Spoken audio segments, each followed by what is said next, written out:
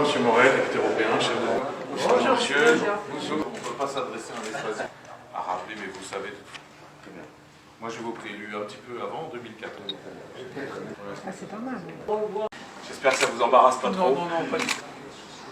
C'est quand même une... Ce fécond. Et le son. Un de ces chapitres, on a fait les élections de 2014. Dans une campagne un peu... Notamment, on travaille sur le deuxième tour. On constate pareillement, selon ce que nos observateurs nous ont reporté du terrain, que dans la quasi-totalité des cas, dans cette très large majorité, on a eu une bonne application des règles de procédure et notamment donc un bon niveau de professionnalisme du staff des bureaux de vote. Normalement, l'atmosphère était très calme et très paisible, mais quand même, je dois reporter que nos observateurs, dans un cas isolé à Gafsa, ils nous ont parlé d'une tentative d'influencer les électeurs menés par certaines personnes proches à un candidat, mais bien sûr, on attend d'avoir encore plus d'éléments ce soir et dans les jours qui viennent pour apprécier vraiment l'ampleur de ce cas isolé qui nous a été rapporté. Pareillement, on veut aussi souvenir une chose importante. On a constaté que dans le bureau des votes, il y avait 60% des membres étaient des femmes et quasiment la moitié des présidents étaient des femmes. C'est une très bonne nouvelle qui démontre vraiment l'engagement de la femme tunisienne dans la maîtrise justement du processus électoral et démocratique et on les félicite beaucoup. Pareillement aussi, on a vu qu'il y a une belle présence d'observateurs nationaux. Dans la plupart des cas, on a eu des observateurs nationaux et aussi des représentants des différentes listes.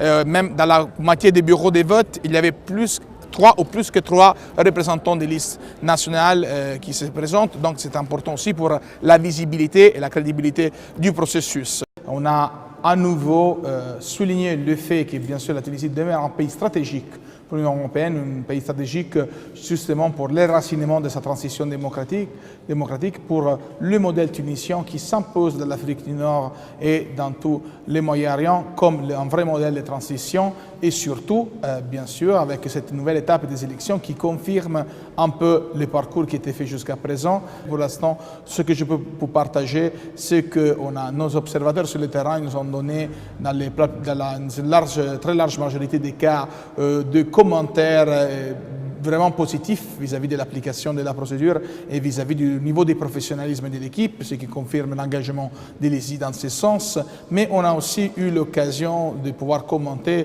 quelques défis qui restent encore auxquels il reste de faire face. On avait déjà parlé lors du premier tour des présidentielles de la question du financement des partis, du financement des campagnes, ainsi qu'une panoramique un peu sur le contexte régional large, les problèmes encore du théâtre libyen qui impactent énormément sur la vie des Tunisiens et sur l'Union européenne.